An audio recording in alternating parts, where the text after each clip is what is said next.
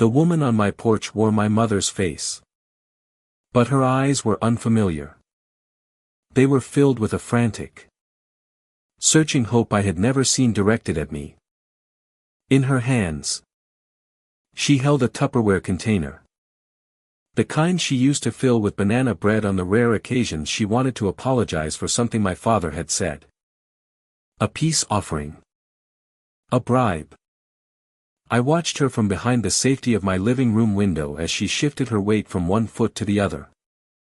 Her silver Honda Civic parked across the street like a getaway car. For a full 5 minutes, I didn't move. I just watched this stranger who shared my DNA. This ghost from a life I had fought to bury. Finally, I took a deep breath, straightened the lapels of my blazer, and opened the door. Her face lit up with a practiced, relieved smile. "Oh, Ilara. Thank God. I was worried you weren't home." She took a step forward, arms already reaching for an embrace that would never land. I didn't move. I didn't hug her. I just looked at her like a stranger. Because that's what she was. Her arms fell awkwardly to her sides, the Tupperware container feeling suddenly heavy. The silence stretched between us, thick and suffocating. It was a silence I knew well. I had grown up in it. I was 17 when my dad told me I wasn't built for success. It wasn't some heat-of-the-moment insult, shouted during an argument.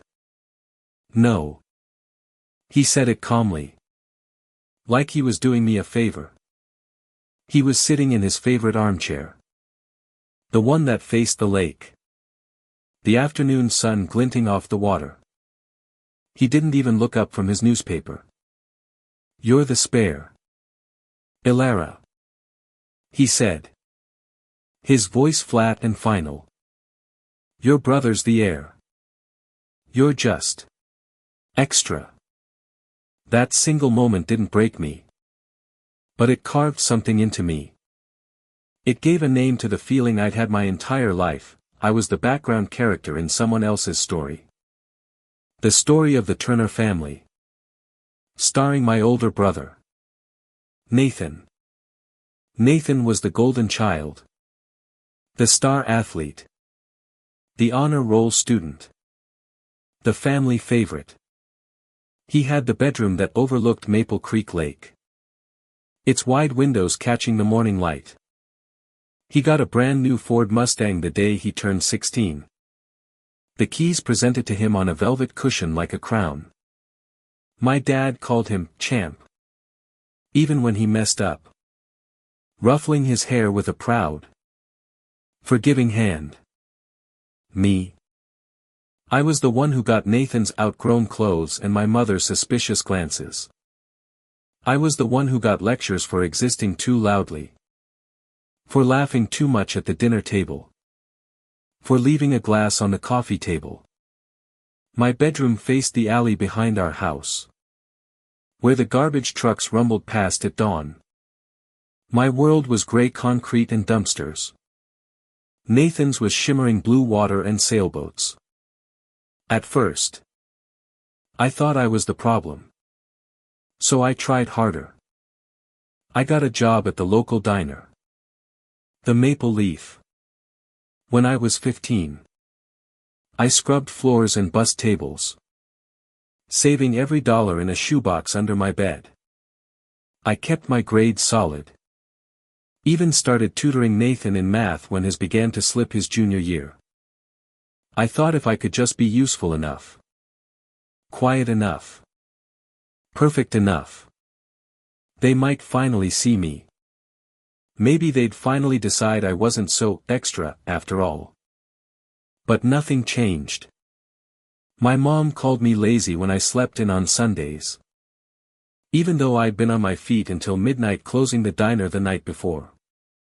My dad said I had no ambition when I mentioned wanting to go to culinary school instead of a 4-year university. That's not a real career, Ilara. He'd scoffed. It's a hobby for women who marry well. And Nathan? He just smirked. Whenever they tore into me, he'd sit there, silently enjoying every dig. His amusement was like salt in the wound. He was the sun, and I was just a planet caught in his orbit. My only purpose to make him look brighter by comparison. Things escalated the summer before my senior year. It was a hot, sticky night in July. A party had been happening down by the lake. The kind that teenagers in small towns go to. Filled with cheap beer and bad decisions. I was already in bed when I heard a noise from the garage. A crash. Followed by a choked sob. I found Nathan there. Leaning against the side of his totaled Mustang. The entire front end was crumpled like a tin can. He was bleeding from a cut on his forehead. His varsity jacket stained with something dark. The air was thick with the smell of gasoline and whiskey. He was crying. Not like a tough athlete, but like a scared little boy. I messed up. Ilara. He whispered. His voice trembling. I hit a tree. Dad's going to kill me. He's going to kill me. He begged me not to tell Mom and Dad. He promised he'd pay me back for the damage. That he'd make it up to me. He spun a story about how he'd swerved to avoid a deer. How it wasn't his fault. But I knew. I could smell the alcohol on his breath from 10 feet away. He had been driving drunk. He could have killed someone. He could have killed himself. A part of me wanted to walk back inside and let him face the consequences. It would have been justice. But another, more foolish part of me saw an opportunity. A final, desperate chance to prove my worth. I wasn't just the spare part. I could be the shield. I could protect the family. Protect the heir. Maybe. Just maybe. This selfless act would earn me some respect. Maybe they would finally see I was capable of loyalty. So I did the unthinkable. I took the blame. The next morning, I stood before my parents in the living room. The same room where my father had declared me the spare. And I lied. I told them I'd borrowed the car without asking. That I wanted to go for a drive to clear my head. I told them a deer jumped out and I panicked and hit the tree. I said I ran home because I was scared. I made my voice shake. I even managed to squeeze out a few tears. My mother gasped. Her hand flying to her mouth. Nathan stood behind her. His face a perfect mask of concern. But I saw the flicker of relief in his eyes. My father, however, didn't yell. He didn't raise his voice. He just looked at me with a profound, bone-deep disappointment that was far worse than any shouting. It was the look you give something that has failed to function as designed. He listened to my entire story without interruption. When I was finished, a heavy silence fell over the room. Then he just pointed to the front door. Pack your things, he said. His voice terrifyingly calm. You've embarrassed this family enough. There was no trial. No questions. No chance to defend myself. Not that I would have. I had confessed. I had sealed my own fate. My mother started to cry. But she didn't say a word to defend me. She just sobbed into her hands while Nathan put a comforting arm around her. That night, I packed a few clothes and my shoebox of diner money into a flimsy school backpack. No one came to my room. No one said goodbye. I walked out the front door of the house I grew up in and didn't look back. The door clicked shut behind me. A sound of absolute finality. I slept in a bus shelter 2 blocks away. The hard plastic bench digging into my back. The streetlight buzzing overhead like a swarm of angry insects. The next morning. Driven by a naive hope that maybe they had calmed down. That maybe they would listen. I walked back. I didn't dare knock. I just crept onto the porch to grab a textbook I had forgotten. Something I'd need for the first day of school. But my textbook wasn't there. Instead, sitting on the welcome mat, was a black trash bag. Inside were the rest of my clothes. A few worn paperbacks. And a tattered teddy bear from my childhood. Taped to the bag was a white envelope. My name wasn't on it. There was no greeting. Just a single sentence scrawled in my mother's handwriting. You're on your own now. Learn something from this. And inside the envelope, $12. A 10 and 2 ones. Not enough for a bus ticket out of town. Not enough for a motel room. Just enough for a few meals. It wasn't help. It was a final dismissal. An insult. They didn't just kick me out. They erased me. No one checked on me. Not once. Weeks later, I heard from a girl at school that my mom had told people at church that I'd chosen the streets. That I was rebellious and had fallen in with a bad crowd. 2 weeks after I was thrown out, Nathan went on a family vacation to Florida. He posted beach selfies on social media. Grinning into the camera. The cut on his forehead already a faint pink scar. He looked happy. He looked free. Like nothing had ever happened. I learned to keep myself alive. I got a second job washing dishes. I worked double shifts at a 24-hour convenience store. The graveyard shift where the city's ghosts came to buy cigarettes and lottery tickets. The manager. A tired man named Sal. Sometimes let me sleep in the stock room on a pile of flattened cardboard boxes when he wasn't looking. I was a ghost too. Haunting the edges of a world that didn't seem to have a place for me. But the worst part wasn't the hunger or the cold. It was the silence. No birthdays. No Christmas cards. No, how are you? For 3 years. It was like I had never existed at all. The silence from them was louder than any insult they had ever hurled at me. It was a constant ringing in my ears. A reminder that to them, I was nothing. It was only after I got my associate's degree in business through a gritty community college. After I'd moved 3 towns away to a place called Silver Lake and built a tiny freelance marketing business from a library's free Wi-Fi connection. That I finally felt like maybe. Just maybe. I was free of them. I was no longer the spare. I was the architect of my own life. I was building something from the rubble they had left behind. I was finally. Blessedly. Alone. Until last month. My phone buzzed with a text from an unknown number. My heart hammered against my ribs when I saw the message. It was from my mother. Just one line. Is that your face on the billboard off Route 9? Yes. It was. The local Chamber of Commerce had put me up as their young entrepreneur spotlight after my little marketing company helped several local shops triple their online sales during the pandemic. It wasn't a huge deal in the grand scheme of things. But to me, it was everything. It was a 20-foot-tall declaration that I was not a spare.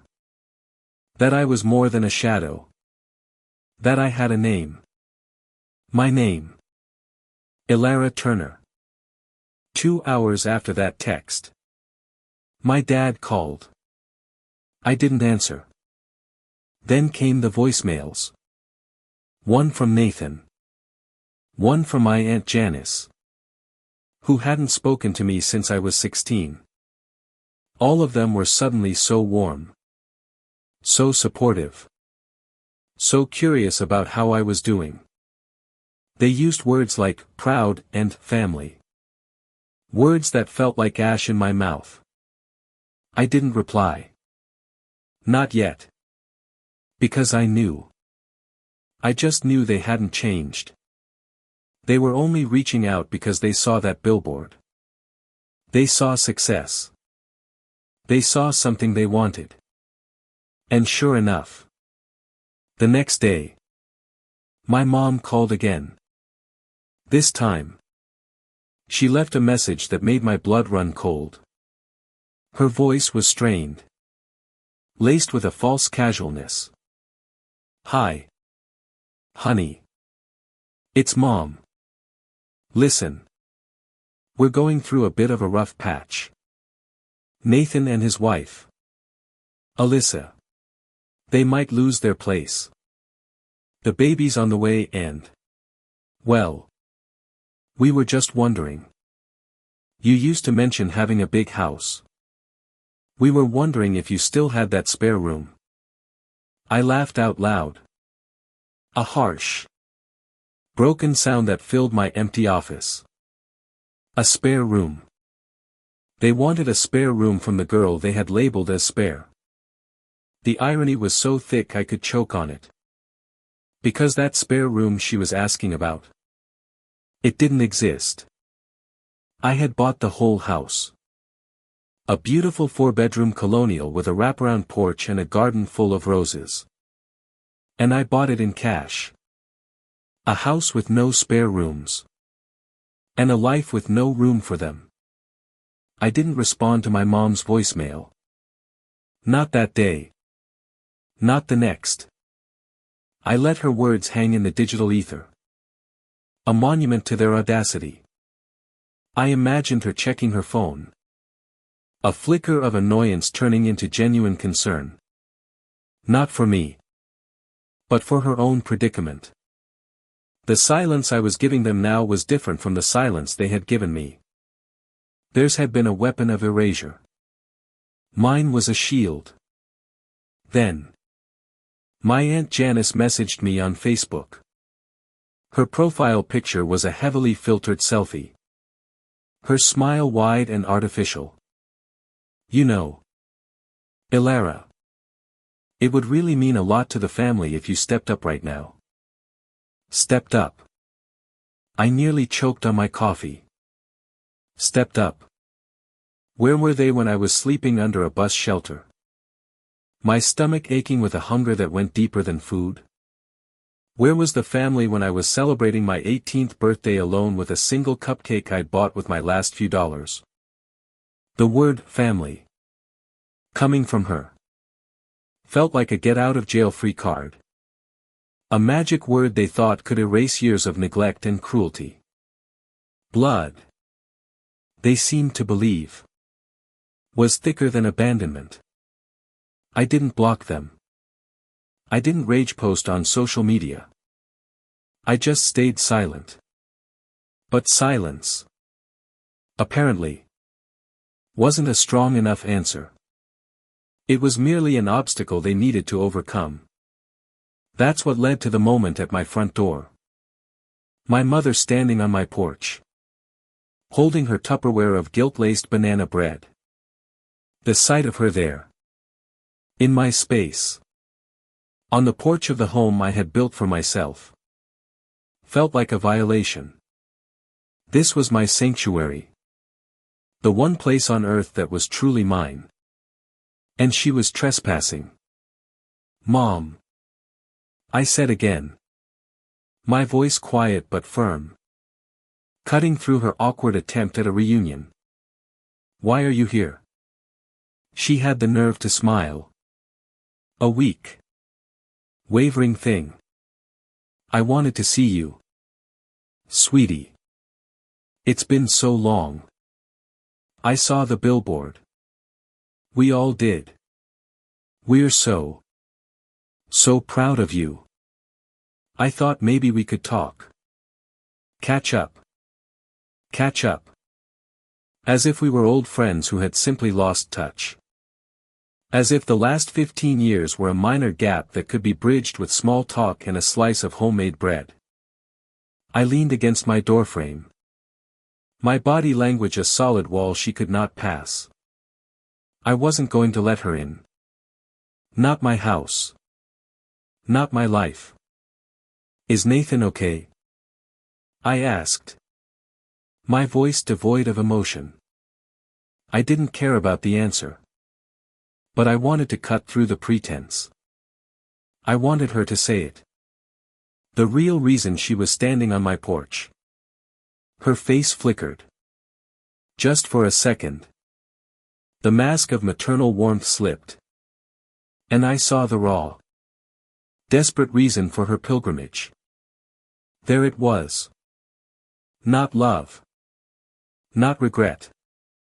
Not even a half-hearted apology for throwing her daughter away like a piece of trash. He and Alyssa lost their apartment.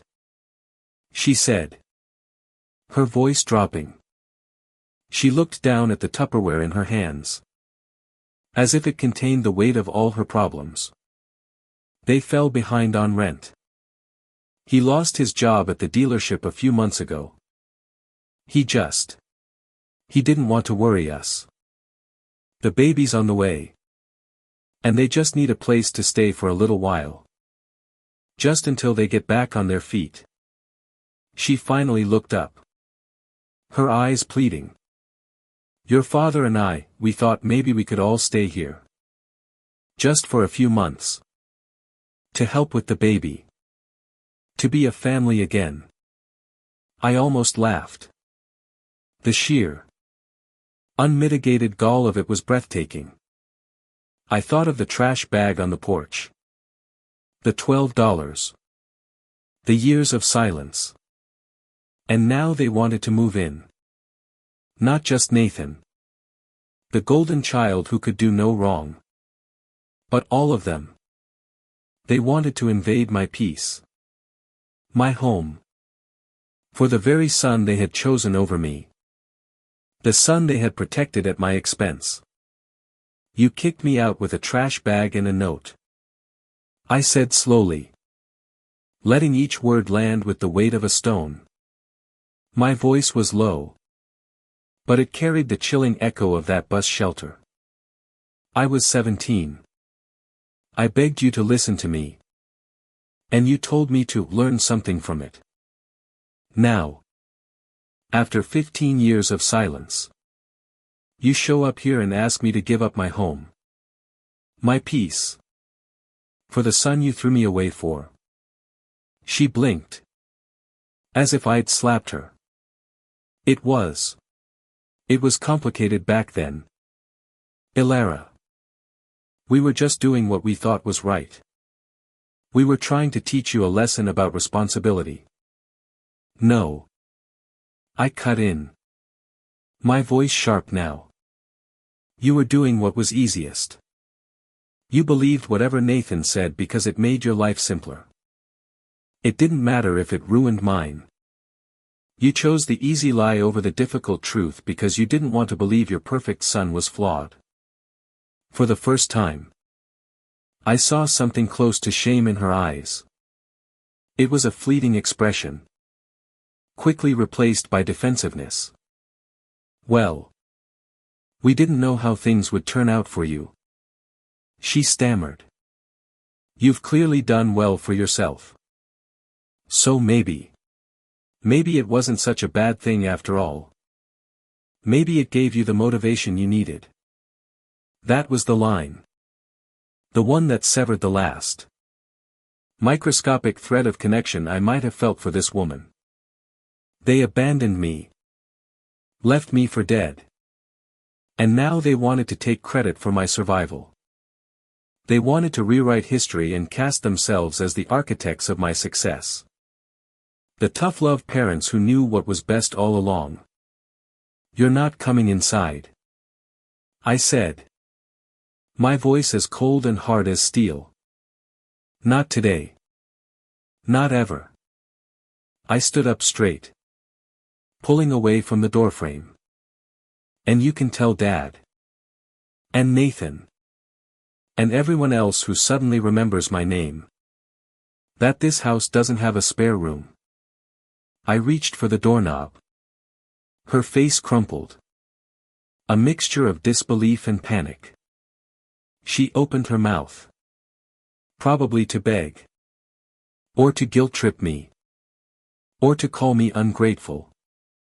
But I was already turning away. That's when she said it. Her voice rising with a shrill, wounded tone.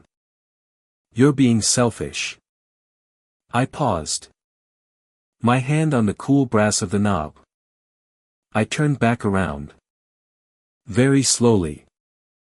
And looked her directly in the eye. And for the first time in my life, I smiled. It wasn't a happy smile. It was a smile of liberation. A smile that held 15 years of pain and survival and, finally, victory. No. Mom. I said. My voice calm and clear. I'm just done being useful to people who only remember I exist when they need something. Then I closed the door. I didn't slam it. I closed it softly. Decisively. The click of the lock sliding into place was the most satisfying sound I had ever heard. She didn't knock again. I watched through the peephole as she stood on the porch for another minute. Looking lost and confused. As if she couldn't comprehend what had just happened. Then. She turned. Walked down the steps. And got back into her silver Honda. She sat there for a long time before finally driving away. Taking her banana bread with her. That night. I lay awake in my king-sized bed. Staring at the ceiling. The weight of what had happened pressed down on me. The fact that they were bold enough to show up here. To ask for help. To act like we were still family after what they did. For a moment. A familiar ache crept in. Guilt. It was an old, insidious feeling. A ghost that had haunted me for years. What if I'm the bad one now? What if I'm the one being cruel? But then I remembered. I remembered the look on my mom's face in the principal's office in 9th grade. When Nathan had lied and said I'd hit him. I remembered how she'd cried for him. How she'd held him. How she never once looked at me with belief. Or love. Or even curiosity. Just disappointment. I remembered being dragged from my school. Shoved out of my own home. All to protect him. I remembered the silence. The deafening, soul-crushing silence. I owed them nothing. Still. I wasn't done yet. This wasn't about revenge. Not exactly. It was about accountability. It was about truth. My story had been told by them for 15 years. It was time for me to tell it myself. I got out of bed. Went to my office. And sat down at my computer. I drafted a message. Not to them.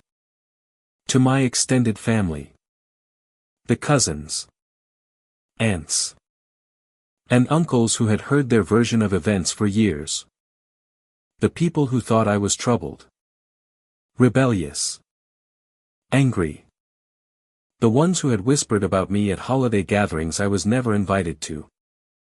I told them everything.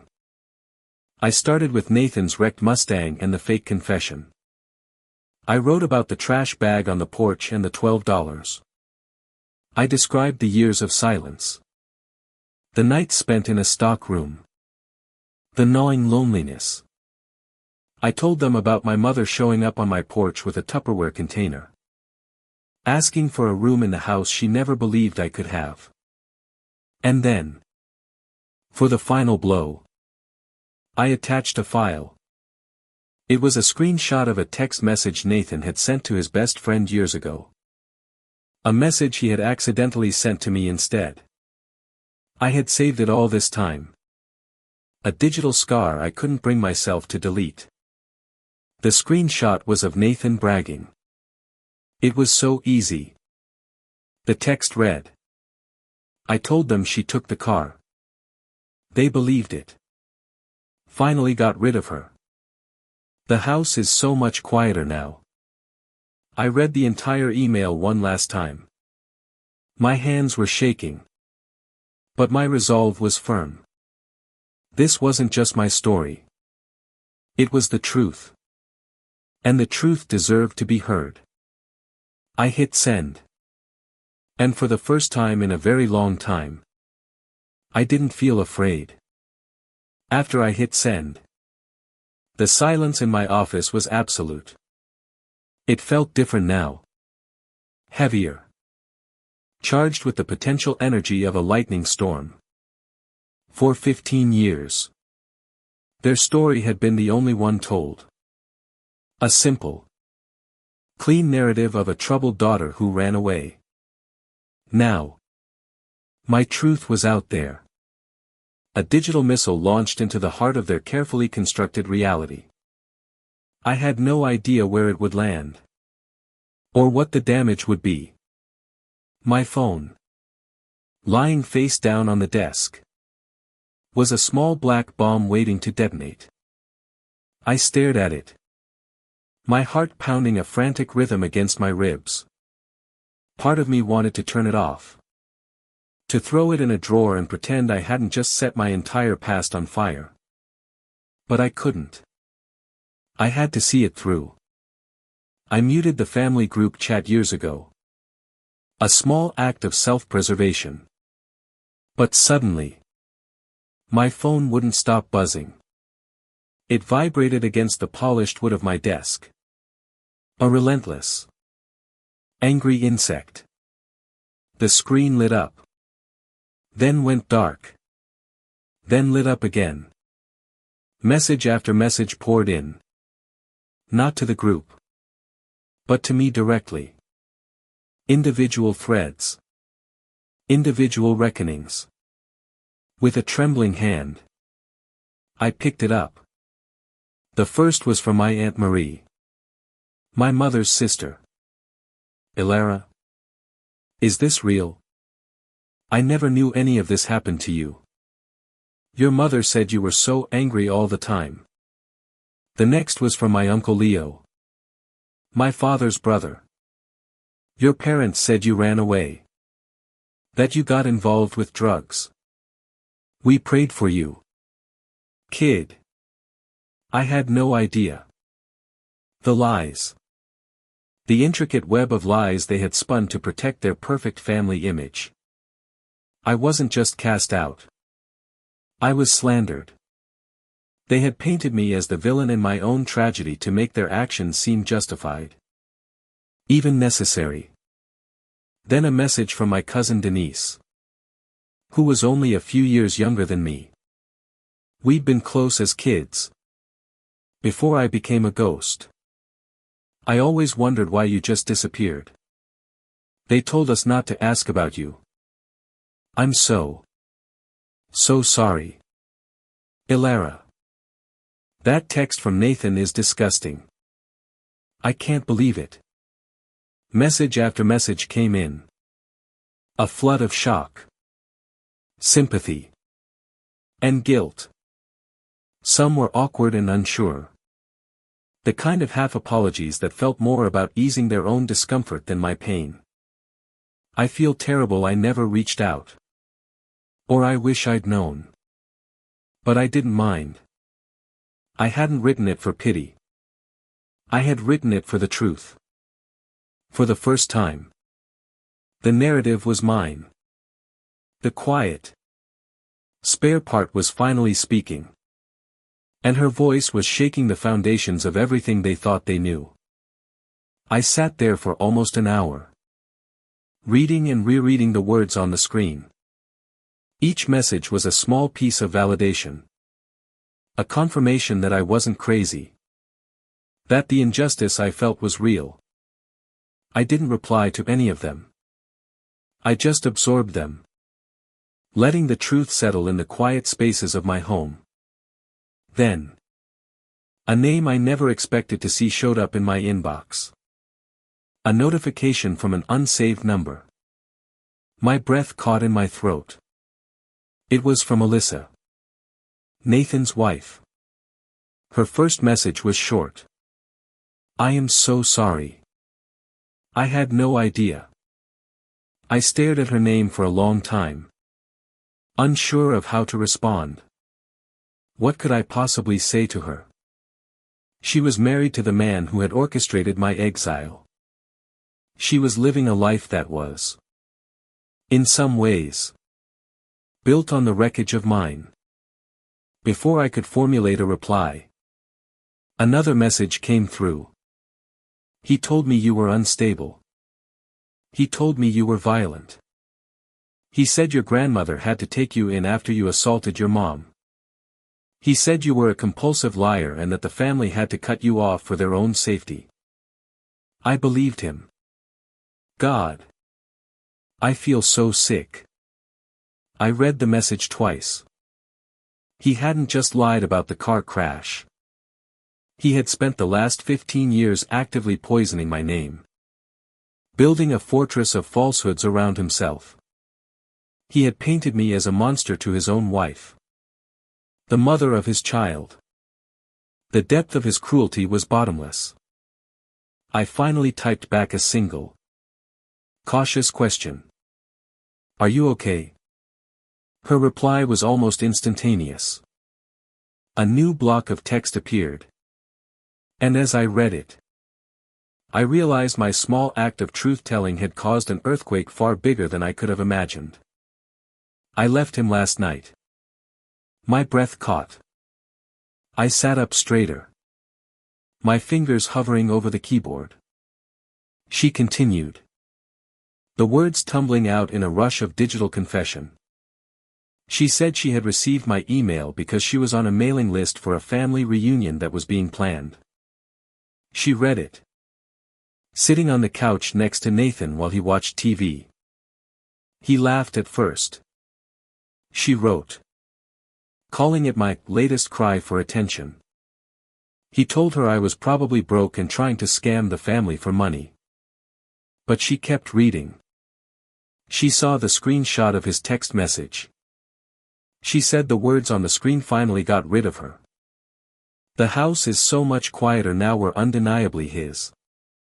The smug, callous tone was the same one he used when he talked about laying people off at the car dealership. She read the email out loud to him. His laughter died. He got defensive.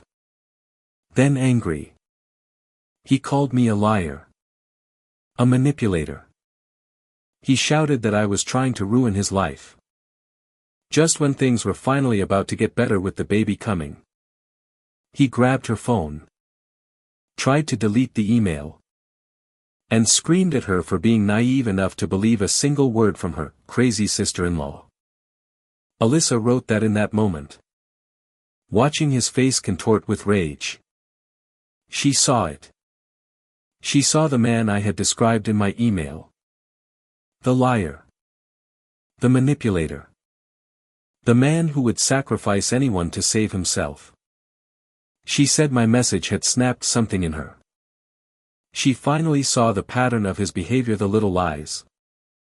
The gaslighting. The way he always had to be the hero or the victim in every story.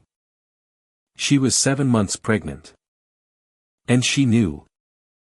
With a sudden, terrifying clarity, that their baby deserved better than a father who built his life on lies. So while he was in the shower, still muttering about how he was going to sue me for defamation, she packed a bag. She took her laptop, her purse, and the ultrasound photos from her wallet.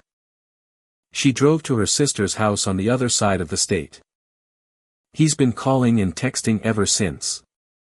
Her last message read, switching between begging me to come home and threatening me. Telling me I'm hormonal and not thinking clearly. Thank you, Ilara. You probably saved me years of misery. You probably saved my daughter. I didn't gloat. I didn't feel a surge of victory. All I felt was a profound, aching sadness. I had never even met this woman. And yet our lives were irrevocably intertwined. Both of us caught in the web of Nathan's deceit. He hadn't just destroyed my childhood. He had continued to destroy. To consume. To lie. Well into his adulthood. I thought about what to write back. There were so many things I could say. But they all felt inadequate. Finally, I typed the only thing that felt true. You did the right thing. Take care of yourself and your daughter. That should have been the end of it. The truth was out. A victim had escaped. But I knew my brother. Nathan Turner never did like being exposed. He didn't like losing. And now, I had not only taken the family's sympathy, but I had also taken his wife and his unborn child. I knew he wouldn't let it go. I just didn't know how far he would be willing to go to try and silence me for good. 3 days later, I found out. I was leaving my favorite coffee shop. The Daily Grind. Just walking toward my car with a warm latte in my hand. The autumn air was crisp. And the leaves on the maple trees lining the street were a brilliant shade of crimson. For the first time in days, I felt a sense of peace. That's when I heard someone call my name. A voice I hadn't heard in person in 15 years. But one I would recognize anywhere. Ilara. I turned. And my blood ran cold. He was standing there. By the corner of the building. Nathan. He looked like a shadow of the golden boy I remembered. The star athlete was gone. Replaced by a man who looked worn down by life. His shoulders slumped inside the same faded varsity jacket he'd worn in high school. It was as if he was still clinging to the last time anyone thought he was important. His face was unshaven. His eyes sunken and bloodshot. He looked like he hadn't slept in days. My hand tightened around my coffee cup. The heat a small, grounding sensation in a world that was suddenly tilting off its axis. My first instinct was to run. To get in my car and drive away and never look back. But I was done running. I had been running my whole life. What do you want, Nathan? I asked. My voice steadier than I felt. He sneered. A bitter, ugly twist of his lips. What do I want? He took a step closer. And I instinctively took a step back. I want you to know what you've done. You think you're better than me now? Huh? With your big house and your face on a billboard? I didn't answer. I just stood my ground. My heart hammering against my ribs like a trapped bird. He walked closer. Invading my personal space until I could smell the stale beer on his breath. You always had to play the victim. Even now. What? You want everyone to feel sorry for you. You think anyone gives a damn about your little sob story? You ruined my life. His voice was getting louder. Drawing the attention of a couple walking their dog across the street. This is what he wanted. A scene. He wanted to intimidate me. To humiliate me. To paint me as the unstable one. Just like he'd told Alyssa I was.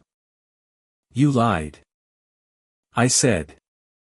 My voice calm and quiet. A stark contrast to his rising hysteria. Yeah. He laughed. A sharp, Bitter sound with no humor in it. So what? You survived. Didn't you? You're fine. You've got your fancy car and your little company. So why don't you just quit crying about it? It was 15 years ago. Get over it. There was so much I wanted to say. So much I wanted to scream. I wanted to list every night I'd cried myself to sleep on a floor of flattened cardboard. Every birthday I spent alone. Every time I looked in the mirror and saw the spare part my father had named me. I wanted to tell him that survival and healing were not the same thing. That the wounds he and our parents inflicted had left scars so deep they had become a part of who I was. But I didn't. I looked into his angry, bloodshot eyes and I saw the truth. He didn't want understanding. He didn't want forgiveness. He wanted a fight. He wanted me to scream and cry and fall apart so he could point and say, "See? I told you she was crazy." And I wasn't going to give him the satisfaction. I took a deliberate breath, calming the tremor in my hands. I stepped around him, turned my back on him, and walked toward my car. The act of walking away, of choosing my own peace over his chaos, felt like a monumental victory. "Don't you walk away from me," he yelled at my back. "I'm talking to you. Ilara." I reached my car and unlocked the door. I turned to face him one last time, my hand resting on the cool metal of the door. He was standing there in the middle of the parking lot, looking pathetic and small. A relic of a past I was finally ready to leave behind. I said just one thing. "You lied. I thrived. And now you have to live with that." Then I got in my car, started the engine, and drove away. I didn't look in the rearview mirror. I didn't want to see him standing there anymore. I just kept my eyes on the road ahead. That night, I had dinner with my grandmother, Rose. She was the only one. The only family member who had never needed proof. Who had never asked for an explanation. After I was kicked out, she was the one who found me. It took her 3 weeks. But she tracked me down at the convenience store. She didn't cry or lecture. She just handed me a thick envelope with $500 in it and a warm coat. "You call me if you need anything," she'd said, her voice fierce. "Anything at all. Don't you let them break you." I hadn't taken her money then. Too proud and too stubborn to accept help. But her belief in me, that was a life raft. Over the years, we stayed in quiet contact. A phone call on my birthday. A Christmas card with a $20 bill tucked inside. She never pushed. Never pried. She just let me know she was there. A steady, unwavering lighthouse in the storm of my life. We sat in her cozy kitchen, the air smelling of cinnamon and baked apples. I told her everything. About the billboard. The voicemail from Mom. The confrontation on my porch. I told her about the email I sent to the family. About Alyssa leaving Nathan. And even about the run-in with him in the coffee shop parking lot. She listened. Her hands folded neatly in her lap. Her clear blue eyes never leaving my face. She only nodded occasionally. A small, knowing gesture. When I finished, the story hung in the air between us. Raw and painful. She reached across the old wooden table and took my hand. Her skin was soft and wrinkled. But her grip was strong. "You did good, Ilara," she said. Her voice thick with an emotion she rarely showed. You spoke your truth. That was all I ever wanted for you. That was all I needed. Her validation was worth more than all the apologies in the world. A week later, I got a certified letter in the mail. The return address was a law firm in my old hometown. My stomach twisted into a knot. It was from a lawyer representing my parents. Apparently, they were considering defamation proceedings over the malicious and false narrative I had distributed to the family via email. I laughed. A loud, genuine, belly laugh. It was so predictable. So perfectly them. When guilt trips and begging didn't work, they turned to threats and intimidation. Empty threats. I knew it. And they must have known it too. Just to be safe, I did something I should have done years ago. I hired my own lawyer. A sharp, no-nonsense woman named Ms. Davies. I forwarded her the letter and the email I had sent, including the screenshot of Nathan's text. Her response was swift and reassuring. Relax. Ms. Turner. She wrote back. Their claims are baseless. It's a scare tactic. Truth is an absolute defense against defamation. And you have evidence. In fact, your brother's own written admission would bury them in any courtroom. Let them rattle their sabers. They'll go quiet soon enough. And she was right. I never heard from their lawyer again. They went quiet. The angry text stopped. The pleading voicemail ceased. Just like that. They disappeared again. I guess when you stop being useful, you stop being visible. The silence returned. But this time, it was a welcome quiet. It was the sound of peace. That's when I decided to do something for myself. Something to mark the end of this chapter. I took the note my mother had left on the trash bag that night, the one I had kept folded in a small box for 15 years, and I had it professionally framed. A simple black frame. An elegant white mat. You're on your own now. Learn something from this. It hangs in my office now. Right next to my Chamber of Commerce award. Some people frame their diplomas or their first dollar earned. I framed a warning. And I turned it into a promise. I had learned something from it. I had learned that I was stronger than they ever thought I could be. I had learned that my worth wasn't determined by their approval. I had learned that I could build a life. A beautiful life. Out of the ashes of the one they tried to burn down. I had learned how to be on my own. And I had learned that it was better to be on my own than to be with people who saw me as nothing more than a spare part. Spare. That's what he called me.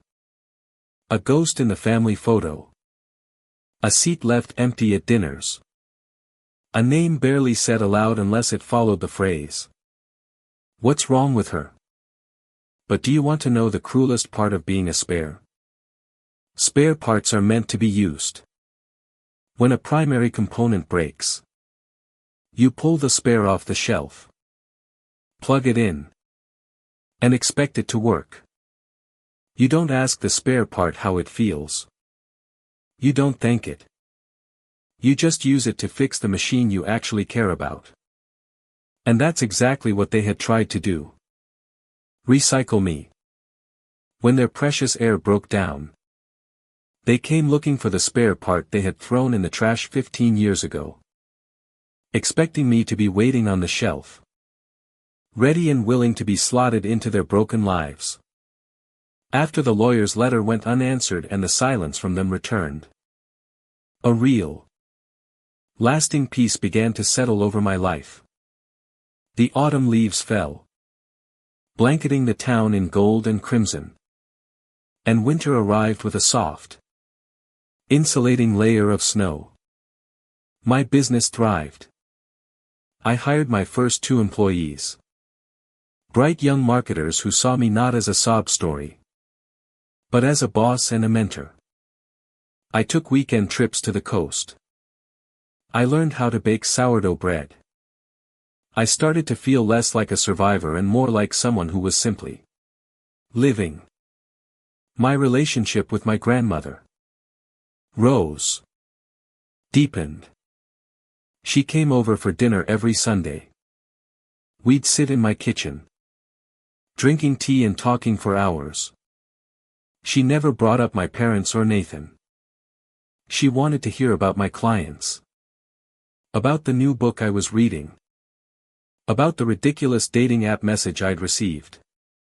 She helped me plan my garden for the spring, sketching out plots for tomatoes and lavender on a napkin. She was the anchor of my life. The one person whose love was unconditional. A warm, steady light that asked for nothing in return. For the first time, I felt like I had a family. A real one. It was small. Just the 2 of us. But it was built on truth and respect. Not obligation and lies. I thought that was the end of it. I thought I had closed the door on the Turners of Maple Creek Lake for good. I was wrong. The spare part was about to be called upon one last time. It began again with a knock. Not a voicemail. Not a message. Not another car parked across the street. A knock on my front door. Sharp and insistent. Just after dusk. The winter sun had already bled out of the sky, leaving it a bruised purple. I was in my kitchen, chopping vegetables for soup. The warm, fragrant steam of simmering broth filling the air. I almost didn't answer it. A knot of familiar dread tightened in my stomach. No one I knew knocked like that. My friends texted. My grandmother used the back door. Only a stranger or a ghost from the past would come to the front. But something in me, a weary need for finality, needed to see. I turned off the stove, wiped my hands on a dish towel, and walked to the door. I peered through the peephole, and my heart stopped. I didn't see my father. I saw a man shrinking inside his own body. Gone was the gruff, imposing figure who had pointed to the door and sealed my fate. Gone was the superiority, the unshakable confidence of a man who believed he was king of his small castle. The man on my porch looked old, and tired, and defeated. He stood there in a threadbare sweater, his shoulders hunched against the cold. He was holding a large manila envelope. Not a Tupperware container. It wasn't a peace offering. It looked like a surrender. I took a deep breath and opened the door. He didn't seem surprised to see me. He just looked at me with those same tired eyes. The wind whipped a few strands of his graying hair across his face. "I'm signing over the house to you," he said. His voice was raspy, stripped of its usual authority. He wasn't even looking at me, but at a spot somewhere over my shoulder. He held out the envelope. I stared at him, bewildered. The house. Their house. The one on the lake. The one that was supposed to be Nathan's inheritance. "What are you talking about?" "It's all in there." He gestured with the envelope. "The deed. Signed and notarized. Your grandmother said you'd earned it. More than any of us ever did." My grandmother.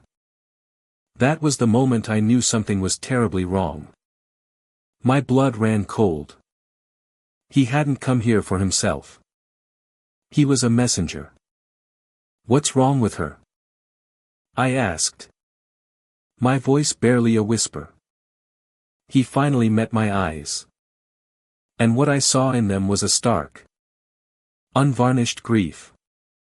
There was no preamble. No manipulation. No gentle easing into the news. Just a brutal fact. She's sick.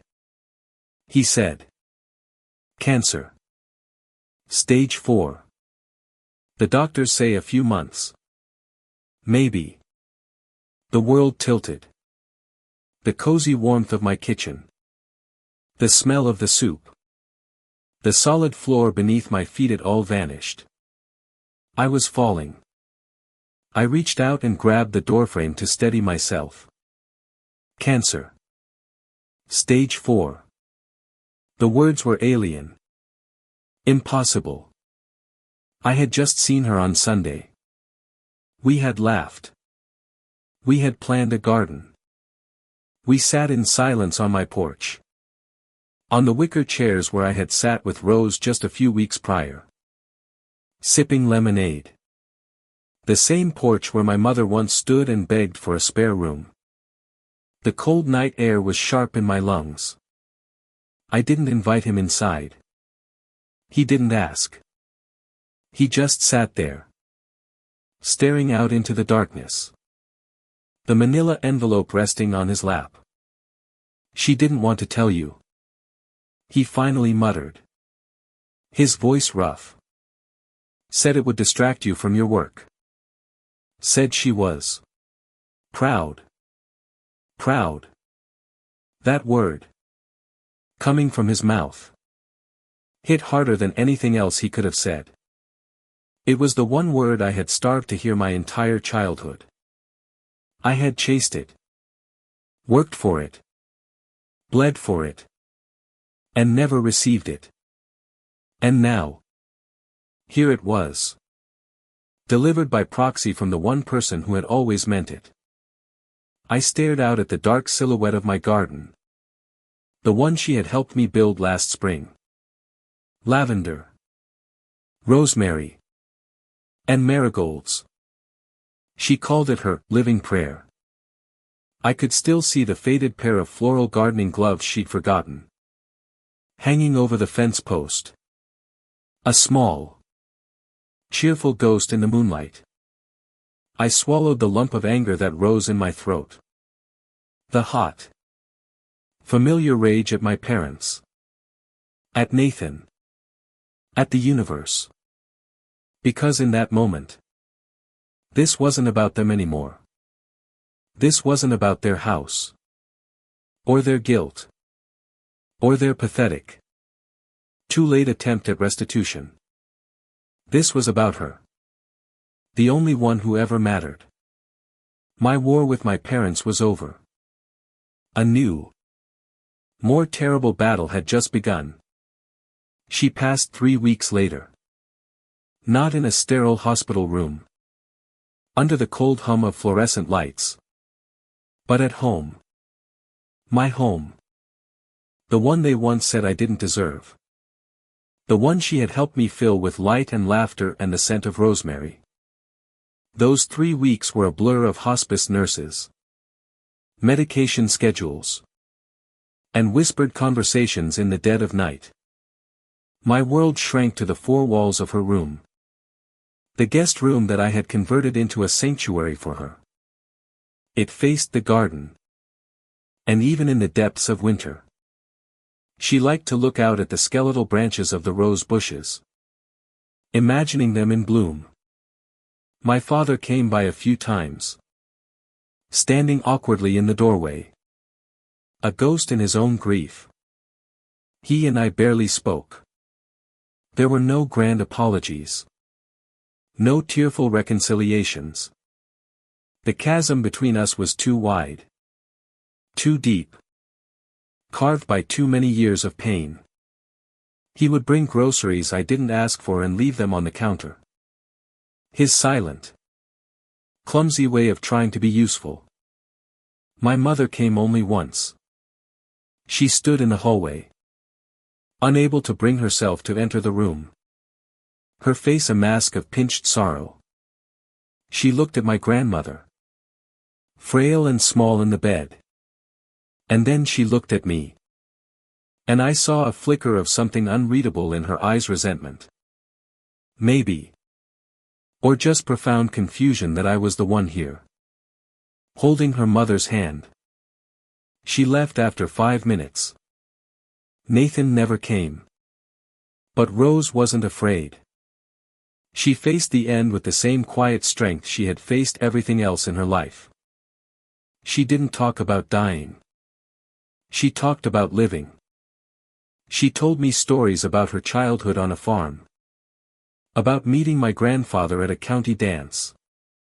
About the first time she held me in her arms.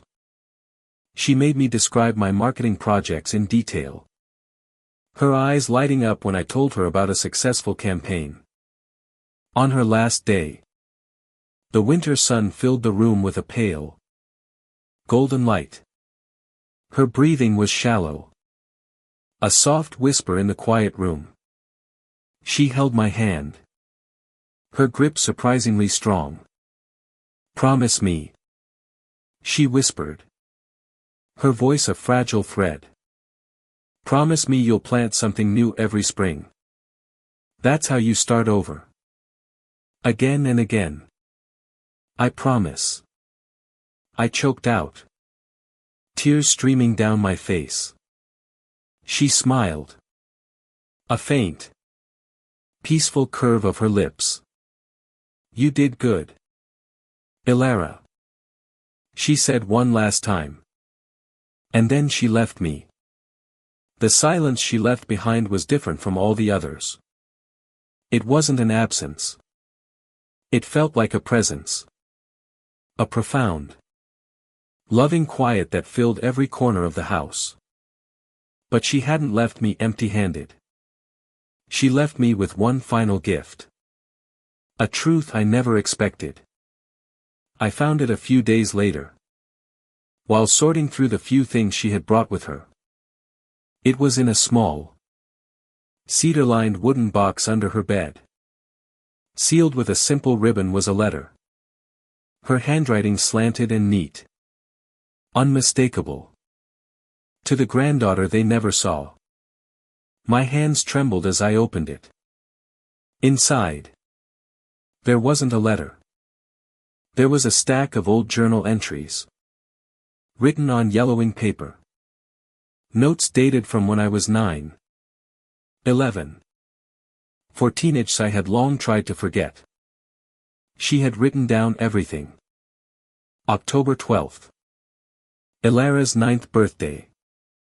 Susan and Richard took Nathan to a hockey tournament in Detroit. They left a store-bought cupcake on the counter for her. I found her eating it alone in her room. She tried to pretend she wasn't crying. March 22nd. Ilara. Age 11. She came home from school with a bruise on her arm. She said she fell. Later, I heard Nathan bragging to his father that he'd put her in her place for breaking one of his video games. Richard laughed and called him champ. May 5th. Ilara. Age 14.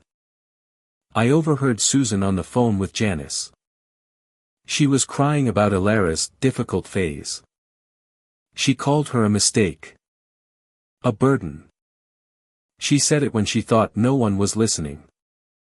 Page after page. It was all there. The ignored birthdays. The bruises explained away. The lies Nathan staged.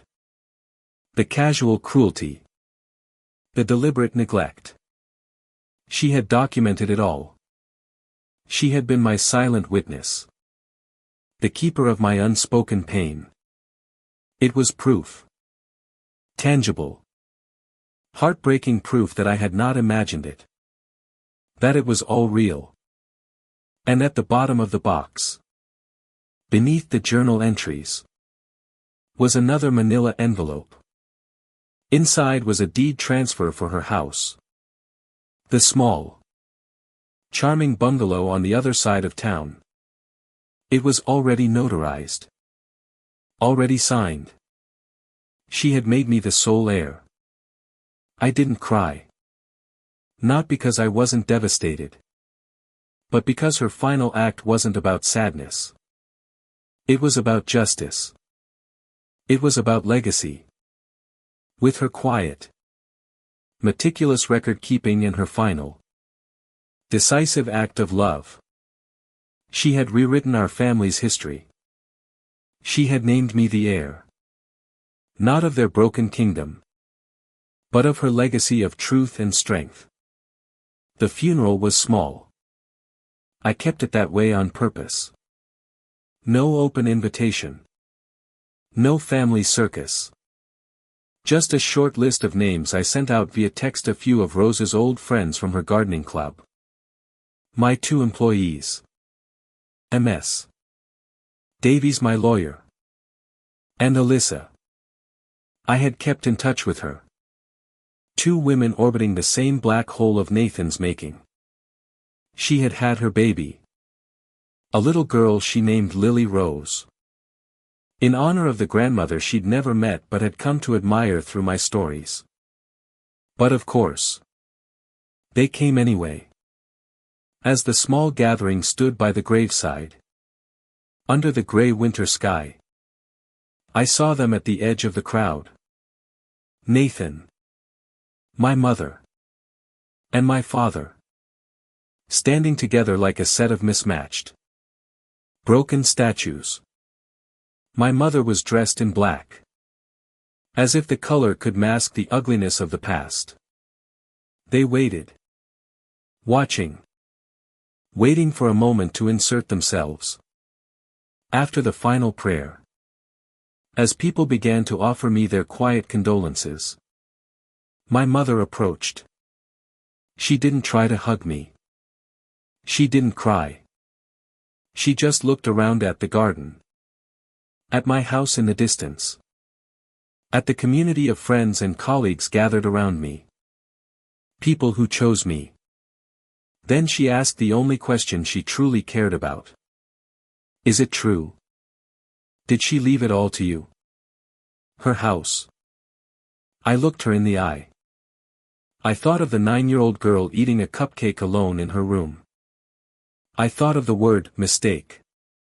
And I said the one thing she had always denied me. The truth. Yes. I said. She did. The funeral reception was at my house. A quiet affair with soup and bread. My parents and Nathan didn't come inside. But that night, they left something on my doorstep. A single, typed letter in a sterile, white envelope. It was a formal, sterile request. Not from Mom and Dad. It was from Richard and Susan Turner.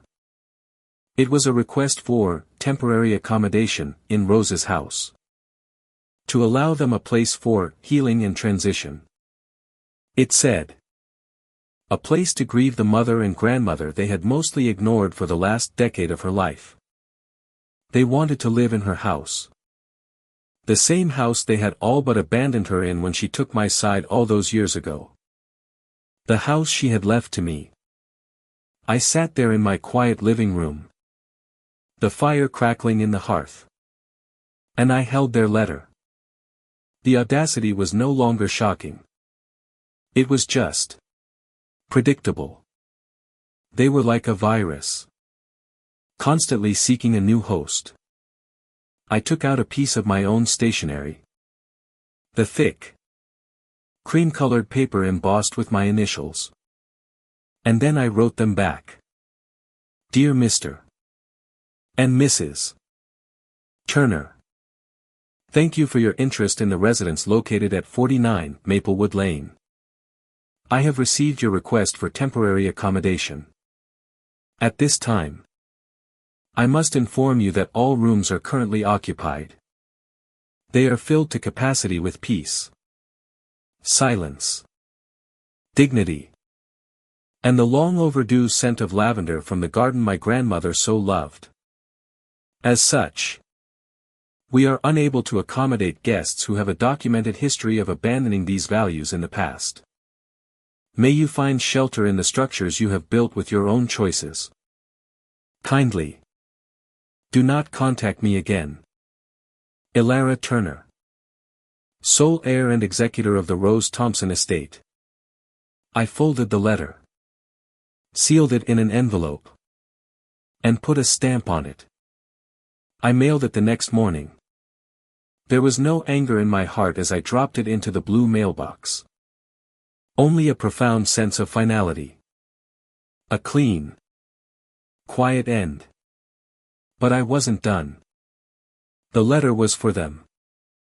The story, however, was for me. That evening, I did something the 17-year-old girl sleeping in a bus shelter would never have dreamed of. I took a photo of the letter I had written. And I posted it online. I posted it on the same social media platforms where Nathan had once flaunted his Florida vacation. I didn't add any angry commentary. I didn't tag anyone. I just posted the image of my letter. And in the caption, I told my story. No edits.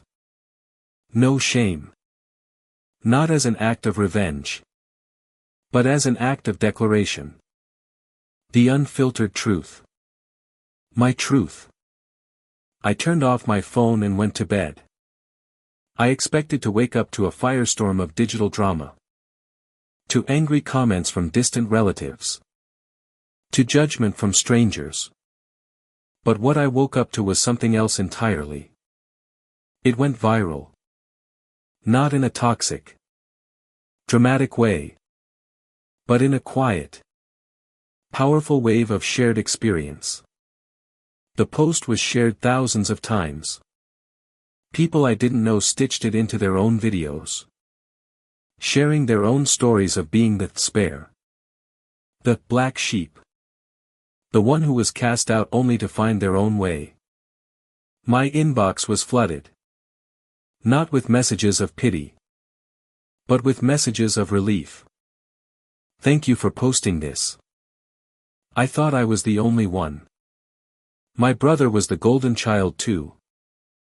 I've spent 30 years feeling like I wasn't enough.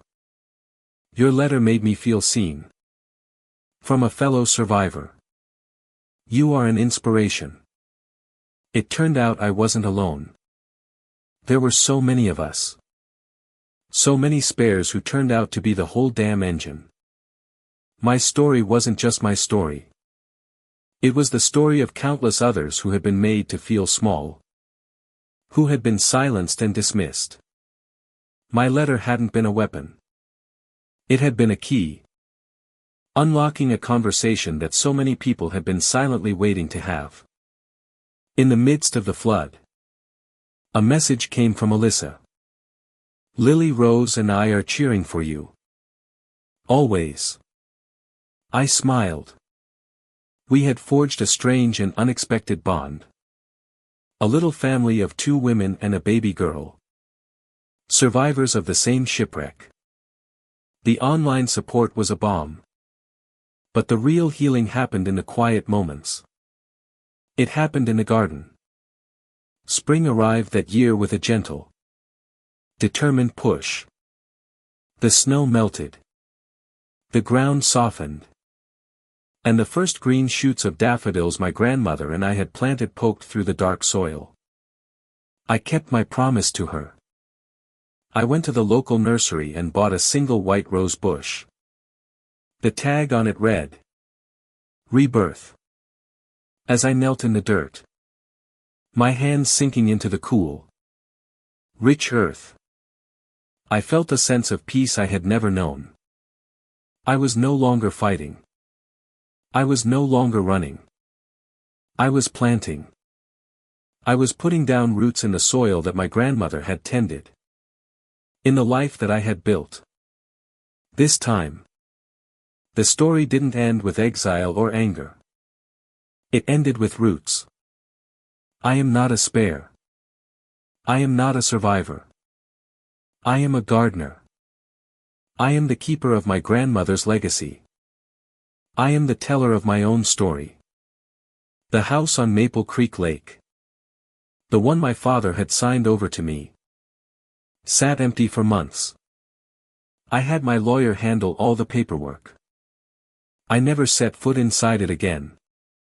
The memories it held were not mine to keep. I hired a company to clear it out. They asked what I wanted to do with the contents.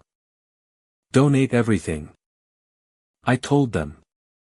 Give it to families who need it. I sold the house. The golden child's inheritance. The sale closed on a bright, sunny day in June.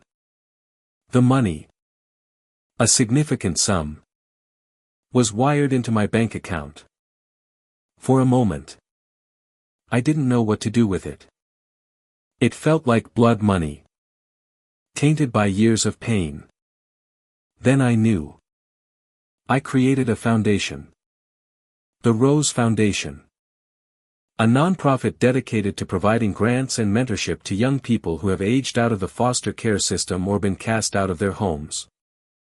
Young entrepreneurs who need a small business loan. Students who need help with their tuition for community college. Kids who just need a safe place to land and someone to believe in them. The first fundraiser for the foundation was a garden party, held in my backyard. It was a perfect summer evening. String lights twinkled in the trees.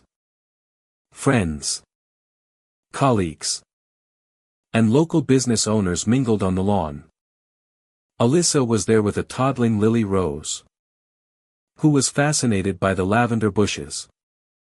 My employees were laughing by the drink table. Ms. Davies was chatting with the mayor. I stood on my porch, looking out at the crowd. At this beautiful, vibrant community I had built. These were my people. This was my family. A family chosen, not by blood, but by love and mutual respect. Later that evening, as the party was winding down, Ms. Davies came up to me, a glass of champagne in her hand. You did it. You know, she said, her smile genuine. Did what? I asked. You won, she said simply.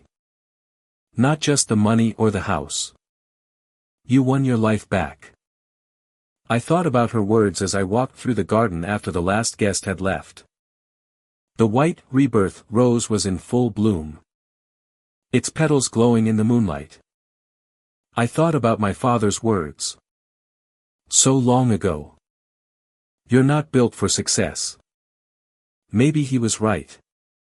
I wasn't built for his version of success. A life measured in material possessions and a fragile family image. I was built for something more. I was built for resilience. I was built for truth. I was built for this. For a life of my own making. A life filled with purpose and peace. The silence that surrounded me now was not the silence of erasure. It was the silence of a full heart. Of a quiet mind. Of a soul that was finally at home. Life settled into a new, beautiful rhythm. The Rose Foundation flourished, becoming a quiet force for good in our community and beyond. I watched young people, kids who had been told they were throwaways, use our grants to start businesses, to finish their degrees, to build lives for themselves. Each success story was a testament to my grandmother's legacy. A new flower in the garden she had inspired. My own business continued to grow. And the work was fulfilling. But the foundation. That was my heart. I rarely thought about my biological family. They had faded into the background. Grainy black and white figures from a distant past.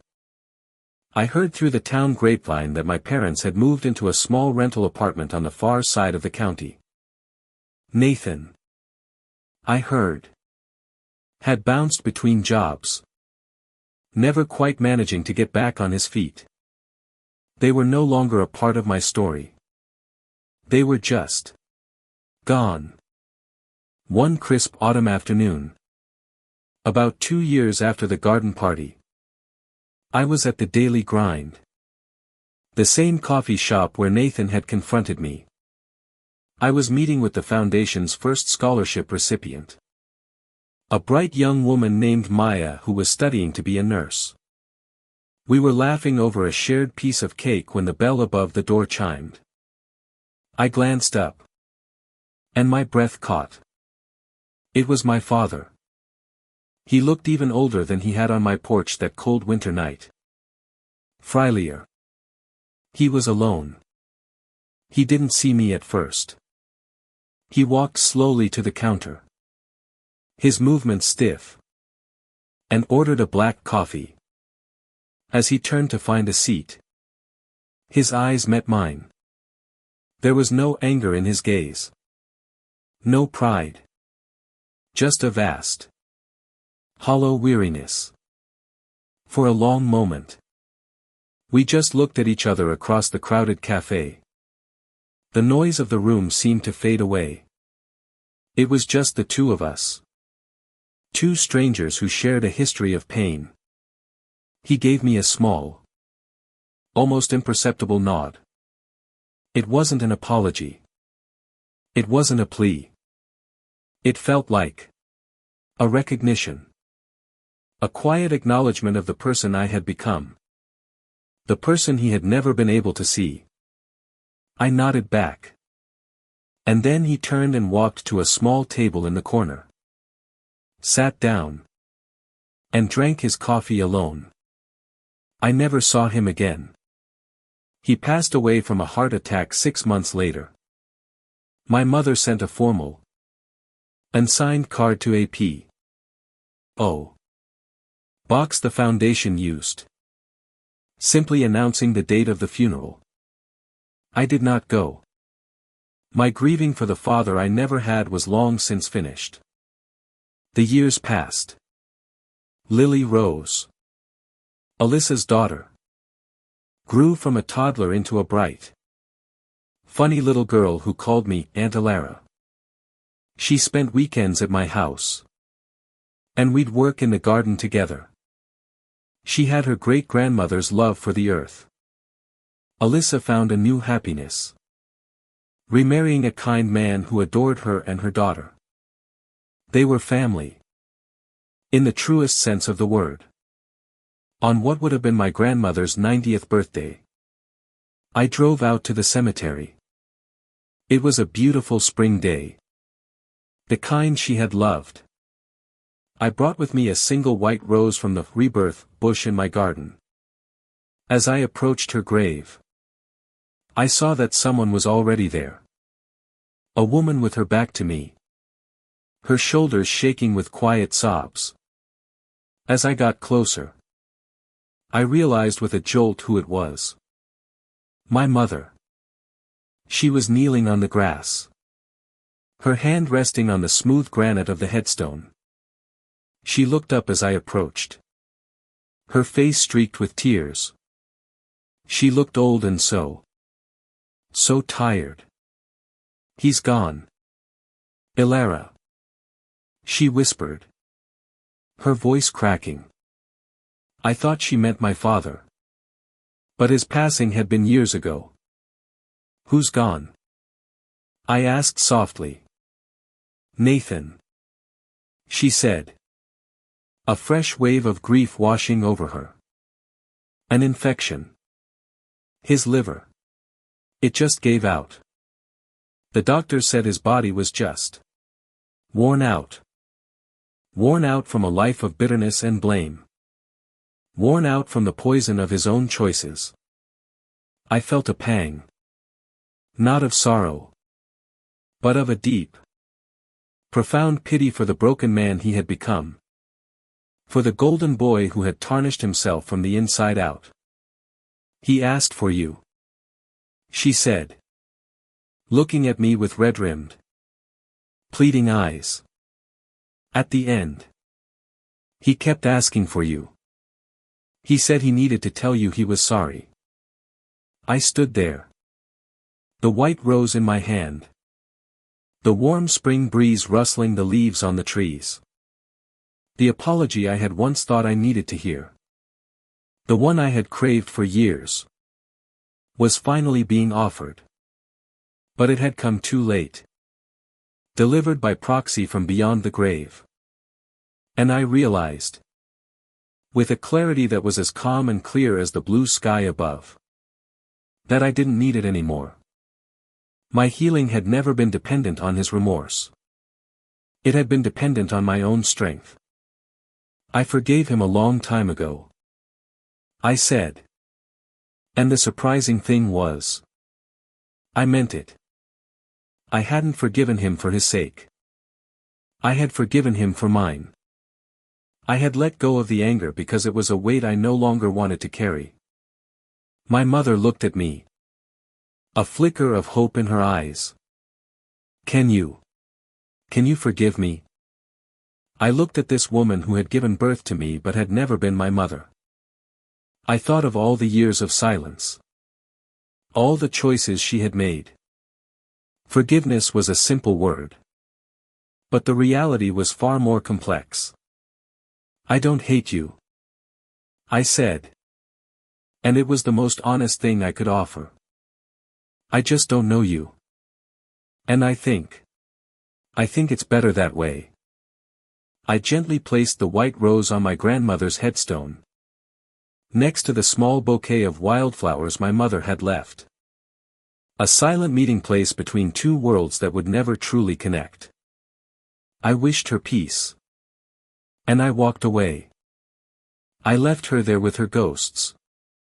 And I walked back toward my own life. Toward the sunshine and the garden and the family I had chosen. That evening, I sat on my porch, watching the sun set, painting the sky in shades of rose and gold. Lily Rose was chasing fireflies on the lawn, her laughter like little bells in the twilight. Alyssa was sitting beside me. A comfortable, familiar silence between us. The house behind me was no longer just a structure of wood and nails.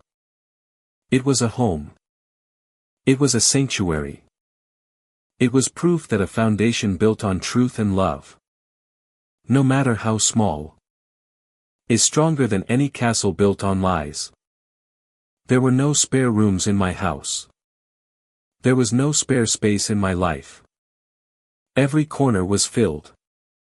Every moment was cherished. I had learned, finally, what my grandmother had meant. You start over by planting something new. Again and again.